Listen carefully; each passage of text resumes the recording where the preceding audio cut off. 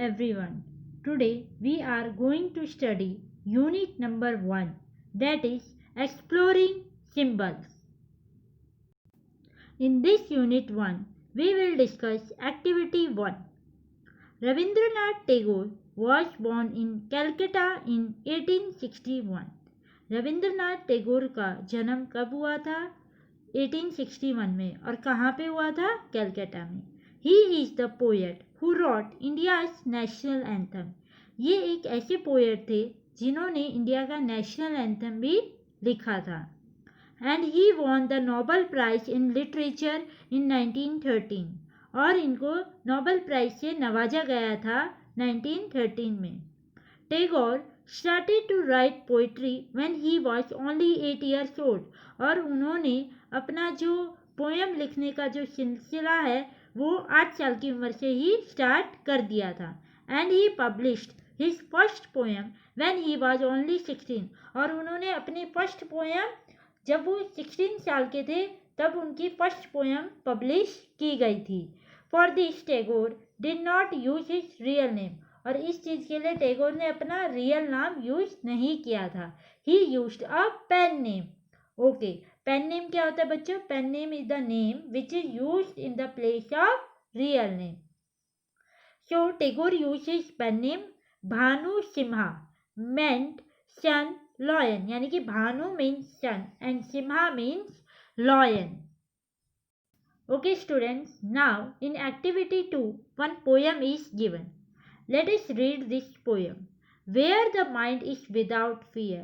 हमारा जो माइंड है अगर उसमें कोई डर नहीं होगा, कोई भय नहीं होगा, तो वो कहाँ तक अपने विचारों को, अपनी कल्पनाओं को सोच सकता है. उसी से रिलेटेड ये पोएम है. Where the mind is without fear and the head is held high.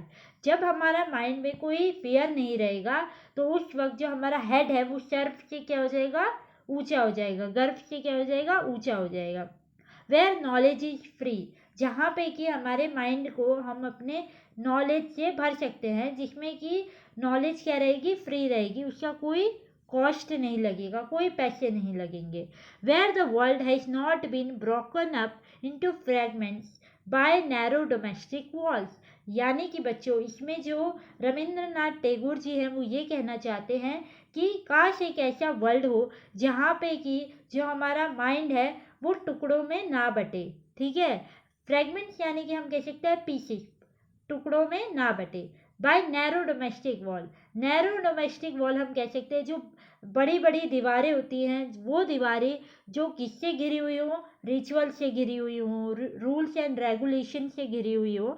तो इसमें ऐसा पोएट कहना चाहते हैं कि काश एक ऐसा वर्ल्ड हो जहाँ पे कि कोई रूल ना हो, कोई रेगुलेशंस ना हो, कोई रिचुअल ना हो, सब एक साथ रहे, कोई टुकड़ों में ना बटे. Where words come out from the depth of the truth. जहाँ पे कि वहाँ पे जो वर्ड्स हैं वो कहाँ से आए? ट्रूथ से आए. ट्रूथ यानी कि सच्चाई से आए, या वहाँ पे कोई झूठ ना हो. उस वर्ल्ड के बारे में यहाँ पे पोएट कह रहे हैं. Where tireless striving stretches its arms towards perfection. यहाँ पे हम बच्चों स्ट्राइविंग का मतलब कह सकते हैं बहुत सारा मेहनत करना, और टायरलेस का मतलब होता है बिना रुके. तो वहाँ पे एक ऐसा वर्ल्ड हो जहाँ पे कि हम बिना रुके अब बहुत सारी मेहनत कर सके, जिसकी वजह से जो हम आर्म्स हैं वो टूवर्ड्स कर सके, परफेक्शन की ओर बढ़ा सके. परफेक्शन यानी कि परफेक्ट, जहाँ पे हर एक चीज़ क्या होती है? परफेक्ट होती है.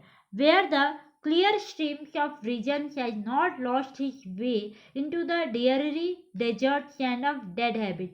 जहाँ पे कि जो झरने हैं, स्ट्रीम यानी कि झरने होते हैं, और झरने को यहाँ पे पोएट ने किसके साथ कंपेयर किया? रीजन यानी कि कारण के साथ कंपेयर किया है. जहाँ पे कि जो हमारे रीजन्स हैं वो कहीं लॉस्ट ना हो जाए डेजर्ट में.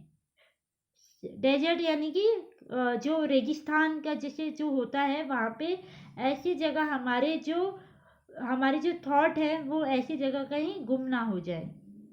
Where the mind is led forward by 3 into ever widening thought and action, जहाँ पे कि जो हमारा जो माइंड है वो क्या हो और ज़्यादा बढ़े। वाइडनिंग यानी कि और ज़्यादा बढ़े, जितना बढ़ सकता है, जितना हम सोच सकते हैं उतना हम सोचें, ताकि जो हमारे एक्शन है उसमें भी कुछ नयापन आए, उसमें भी कुछ ऐसी चीज़ आए जिससे कि हम कुछ और हासिल कर सकते हैं अपनी लाइफ में। Into that heaven of freedom, my father let my country awake। और मैं इसमें रविंद्रनाथ टैगोर जी ये कहना चाहते हैं कि वो जो वर्ल्ड है जिसके बारे में रविंद्रनाथ जी टैगोर जी बात कर रहे हैं, वो वर्ल्ड क्या हो, स्वर्ग जैसा हो, जहाँ पे हर एक चीज़ की क्या होनी चाहिए, आज़ादी होनी चाहिए। फ्रीडम यानी कि आज़ादी होनी चाहिए। जहाँ पे माय फादर इसमें फादर को भगवान यानी कि गॉड से रिलेटेड किया गया है। जहाँ पे कि लेट्स माय कंट्री अवेक, जिसमें कि मेरी जो कंट्री है वो दूसरे दिन सूरज को देखे। तो this is the poem which is right by the Rabindranath Tagore. जो इस पोएम से हमें ये पता चला है कि बच्चों हमें कभी भी किसी में भी भेदभाव नहीं करना चाहिए, कोई ऐसी चीज़ नहीं होनी चाहिए हमें जहाँ पे पार्शियलिटी हो। हमें हर एक को एक साथ लेके चलना है, ताकि हम लाइफ में जो चीज़ें हैं उनको अच्छे से अचीव कर सके, जो अपना जो मुकाम है उसको अच्छे से हासिल कर सके। Now students, one activity is given, activity 4, let us discuss it. Adjectives are words that describe nouns. तो इसमें हमें किसके बारे में बात की हुई है, एडजेक्टिव्स। तो एडजेक्टिव्स क्या होते हैं बच्चों, एडजेक्टिव वो वर्ड्स होते हैं जो किसको डिस्क्राइब करते हैं, नाउन्स को डिस्क्राइब करते हैं। इसको और ज़्यादा क्लैरिफाई करने के लिए मैं आपको कुछ एग्जांपल देती हूँ। For example, he writes meaningless letter. तो मतलब कि किसी ने लेटर लिखा, मीनिंगलेस लेटर लिखा। तो इसमें जो एडजेक्टिव है वो किसको, जो एडजेक्टिव है वो क्या है, मीनिंगलेस है। And I will give you one more example, they live in a beautiful house. तो इसमें जो एडजेक्टिव है वो क्या है बच्चों, ब्यूटीफुल है। Now let us read further.